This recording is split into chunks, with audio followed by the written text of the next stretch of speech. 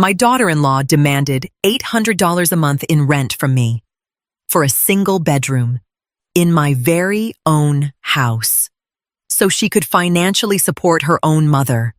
My son didn't say a word, so I just nodded, finished my coffee, and started packing that exact same morning. 3 days later, I was gone, and it was only then that they realized who actually kept that house running. It was exactly 7 a.m. on a Tuesday. My kitchen in Brookline didn't smell like freshly brewed coffee. It smelled like harsh surface cleaner. My daughter-in-law Sloane had unilaterally decided that my trusty old drip coffee maker was unhygienic and had banished it to a dark cabinet. In its place sat a ridiculously expensive shiny espresso pod machine that she hadn't bothered to show me how to use. I sat down at the kitchen table, the one my late husband Warren had built with his own 2 hands, and watched Sloane tap away on her iPad. My son Gavin just stared at his phone in dead silence.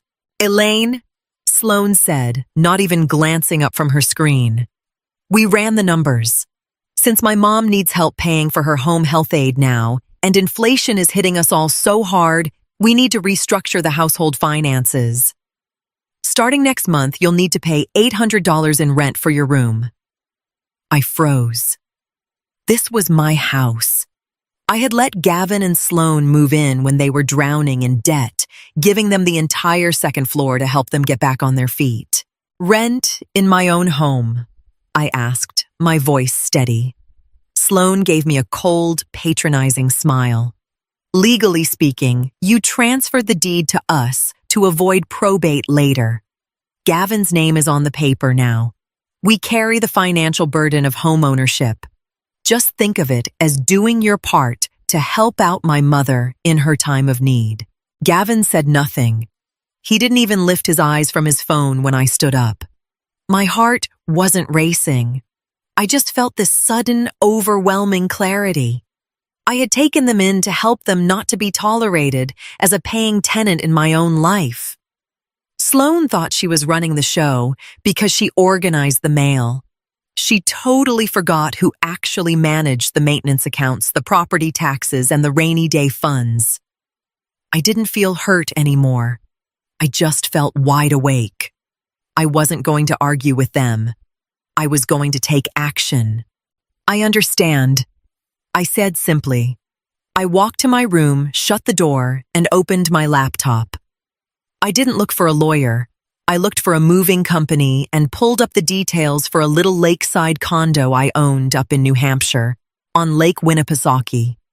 I had bought it years ago as a retirement nest egg and had been renting it out. As luck would have it, my tenant had moved out just last month. It was time for a new chapter. Wednesday felt perfectly normal on the surface. Sloane was clearly riding high on her victory. She was ordering me around like I was the hired help. "Elaine, since you're living here, do you think you could handle the weekly grocery run today? Here's the list. Please make sure everything for the kids is organic." She didn't hand me a single dollar bill. A year ago, I would have sighed, just waited for it all. Today, I took the list without a word.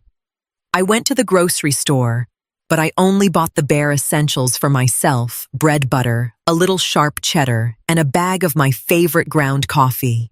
When I got back, the house was empty. I used the quiet time to take stock of everything. Over the past 2 years, I had quietly covered almost all the overhead property taxes, homeowners insurance, heating oil. Gavin had claimed he needed his paycheck for his crypto investments. I sat down at my desk and called the insurance agency. "Good afternoon, this is Elaine Baxter. I need to either transfer the homeowners and liability policies into my son's name or cancel them entirely, as I am no longer the financial provider for the property." The agent was very efficient. Since I had been the one paying the premiums for 30 years, canceling it by the end of the month was a breeze. Next, I called the oil company. We had a maintenance and delivery contract that auto-drafted from my account. I canceled the direct debit right then and there. It was late September in New England. A bitter winter was just around the corner, and the oil tank was practically running on fumes. Sloan wanted me to hand over $800 a month in rent fine. That money would now go directly toward funding my own freedom instead of subsidizing her lifestyle. I packed my most important documents into a small, fireproof lockbox. I didn't feel like a victim fleeing her home. I felt like a general strategically withdrawing her troops.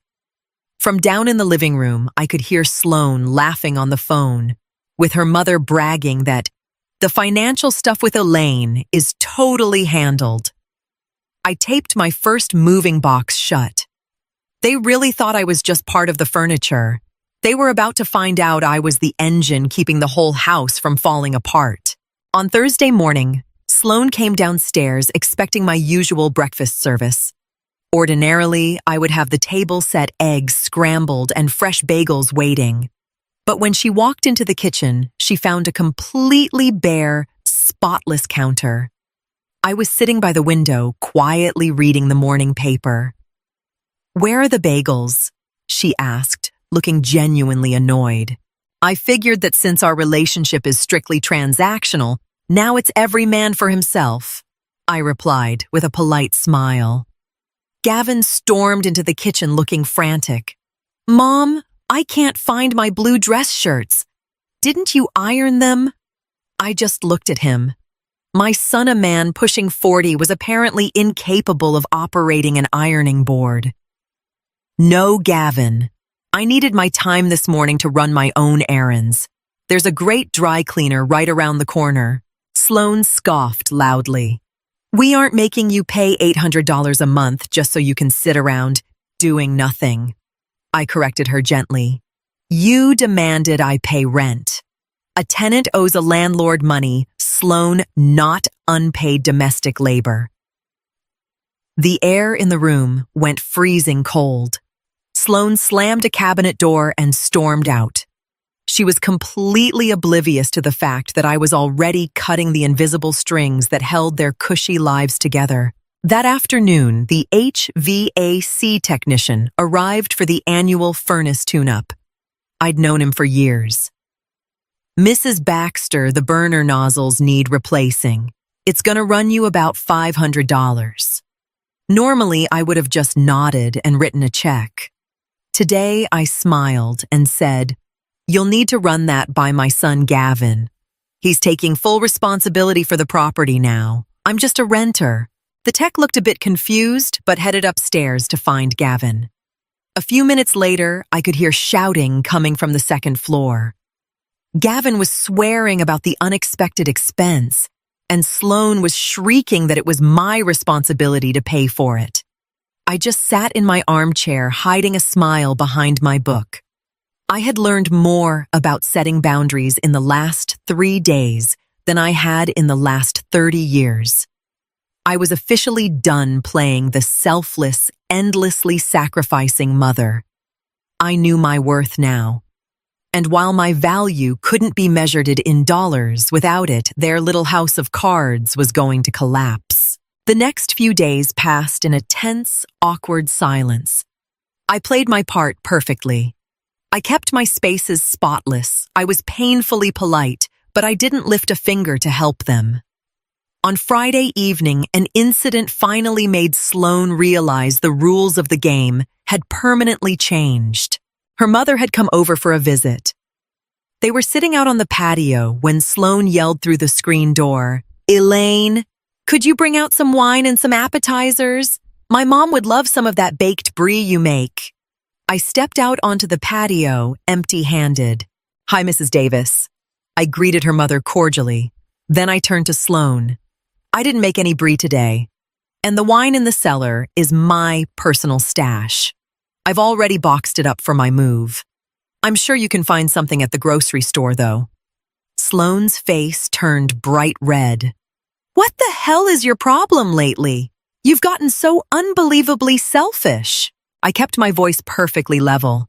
I call it personal responsibility, Sloan. You wanted clear financial boundaries. We're just enforcing them. I turned on my heel and walked back to my room. Once inside, I waited for the moving company to call. Monday morning, 8 a.m. perfect. I confirmed quietly. I had already packed up my most cherished heirlooms, my grandmother's antique china, Warren's first edition books, and the good silver into plain cardboard boxes that I labeled Goodwill donations. Gavin and Sloan were way too wrapped up in their own drama to notice that the house was slowly being stripped of its soul. They only saw what was right in front of them. They had no idea I already had the keys to my lake house sitting in my purse. I didn't even feel sorry for Gavin. He had stood by and let his wife try to squeeze me out of my own home just to avoid an argument. If he didn't want the responsibility of standing up for his mother, he was going to have to learn the responsibility of maintaining a home. October was rolling and the oil tank was dangerously close to empty, and it was going to be a very, very cold month for them. Sunday evening was eerily quiet. Gavin and Sloan had gone out to dinner, probably to complain about how stubborn I was being. I used the empty house to finalize everything. My suitcase was packed. My small SUV was parked in the garage, loaded down with the few things I truly cared about. I took one last walk through the house. It was a beautiful building, but it wasn't a home anymore. It was just real estate weighed down by the entitlement of two people who didn't know the meaning of hard work. I didn't leave a dramatic, angry letter. I just left a very clinical list on the kitchen island. It had the trash pickup schedule, the chimney sweep's phone number, and a note stating that the HVAC maintenance contract expired tomorrow. At the very bottom, I wrote, "I've deducted my $800 October rent from the utility overpayments I made earlier this month. We are completely square." When they got home late that night, I could hear them whispering in the hallway. "She's caving," Sloan said, sounding smug. "She'll probably just hand us a check tomorrow, you watch." Gavin mumbled something under his breath. He sounded exhausted. I sat in the dark of my bedroom, feeling a profound sense of relief. I wasn't afraid of being alone at the lake. I was actually looking forward to a silence that wasn't loaded with resentment. I thought about my garden up in New Hampshire. It was the perfect time of year to cut back the perennials. Tomorrow, at this time, I'd be sitting on my deck looking out at the water. Sloan really thought she had backed me into a corner where my only way out was to open my wallet. She forgot that I was the one who built the damn room in the first place. I set my alarm for 6 a.m. It was the last time I would ever sleep under this roof. I took one last look at the framed photo of my husband on the nightstand. "I'm heading out now, Warren," I whispered in the dark. "It's time." Right on the dot at 7:30 a.m., a small moving truck backed into the driveway. Because Gavin and Sloan loved to sleep in and the upstairs was well insulated, they didn't hear a thing. The movers were absolute pros. In under 40 minutes, my remaining furniture, my bed, my desk, and my favorite reading chair was loaded up. I had prepped everything so there wouldn't be a sound. When the truck pulled away, I stood alone in my empty bedroom. It looked so small and meaningless now. I walked out to the foyer and left my house key on the console table. Right next to it, I left a second envelope. It contained the cancellation confirmations for the high-speed internet and the landline, both of which were in my name. Sloan was always whining about the slow Wi-Fi that I paid for. Now she could have the pleasure of setting up a new account herself, which with the local cable company usually took a good 2 weeks. I pulled the front door shut behind me. The click of the lock sounded like absolute freedom. I got into my car and hit the road. As soon as I merged onto the highway heading north, I felt years of heavy, suffocating weight lift right off my shoulders. No more, Elaine, do this. No more, Elaine, pay for that. Around 10 a.m., I glanced at my phone sitting silently on the passenger seat. The screen lit up. Sloan. I ignored it. Then Gavin. Over and over again. They must have finally woken up and discovered the empty room.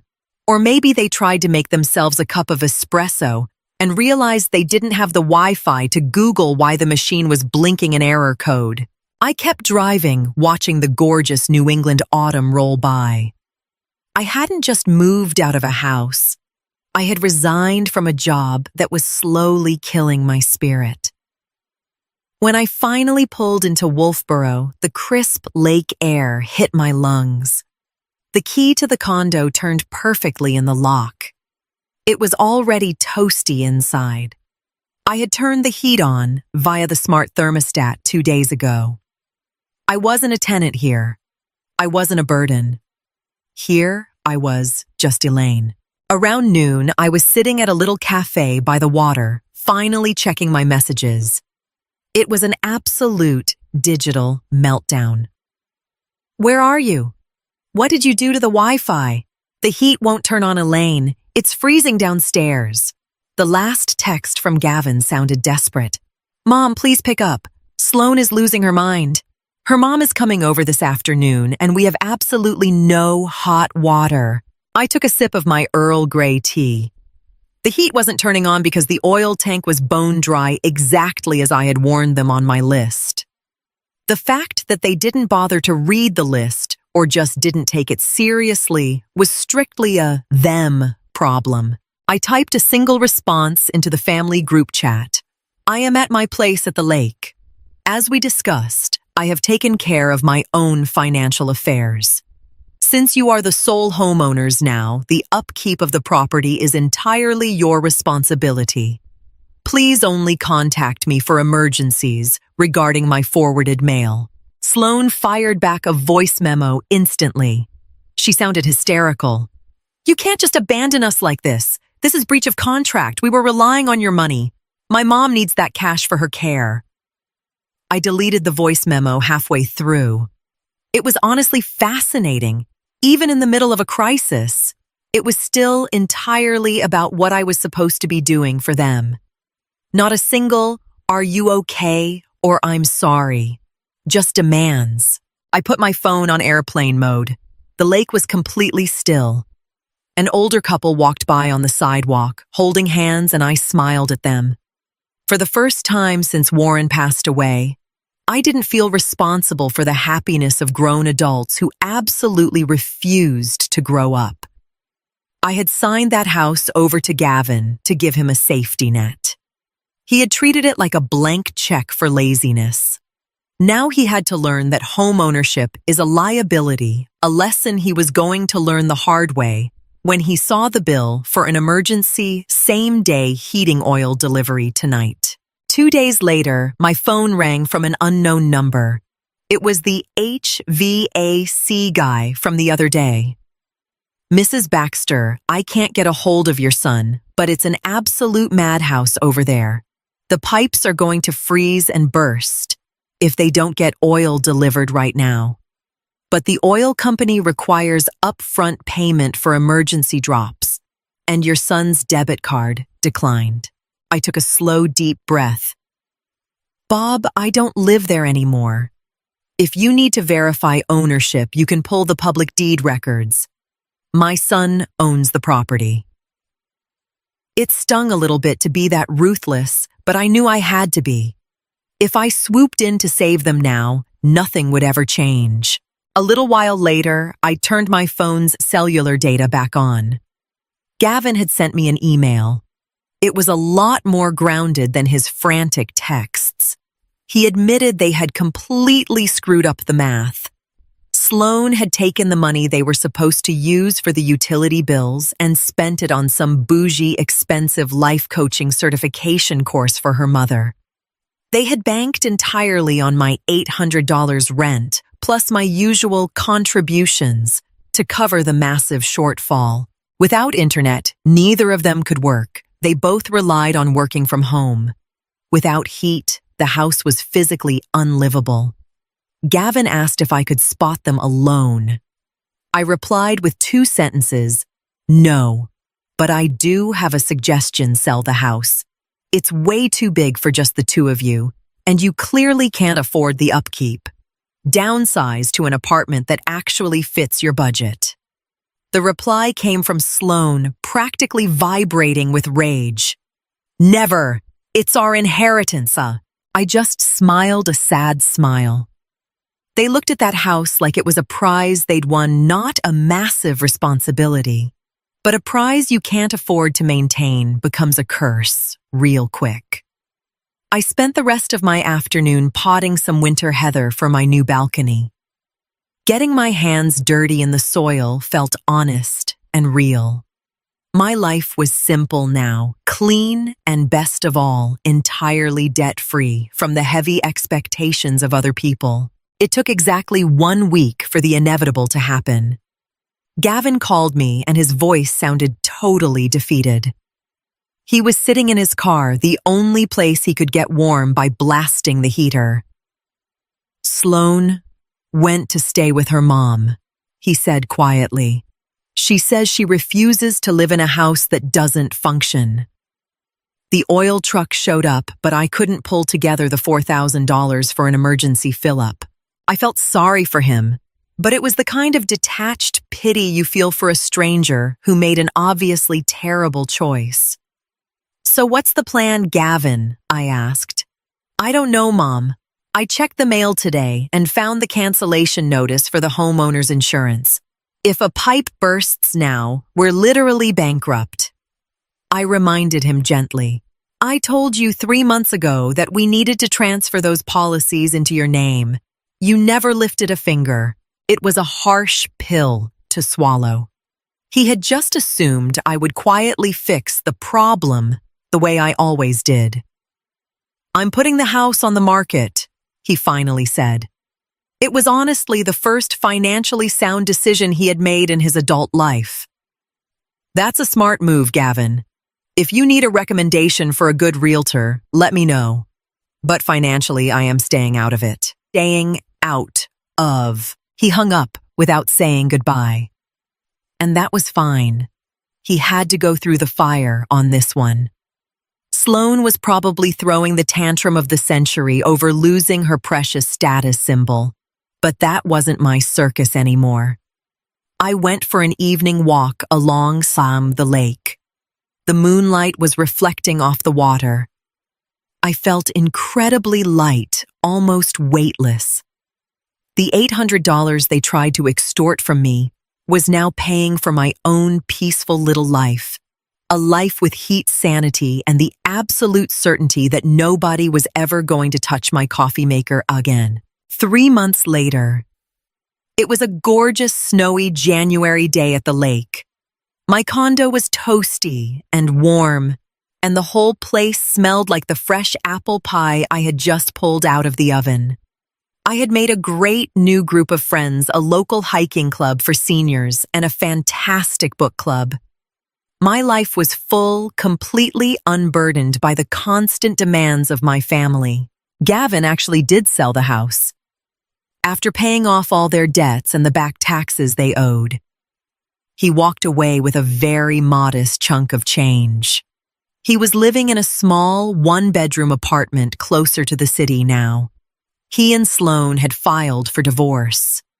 Without my bank account acting as a shock absorber, their marriage just couldn't survive the financial reality check. Gavin came up to visit me last week. He looked thinner, but for the first time in his life, he carried himself like a real adult.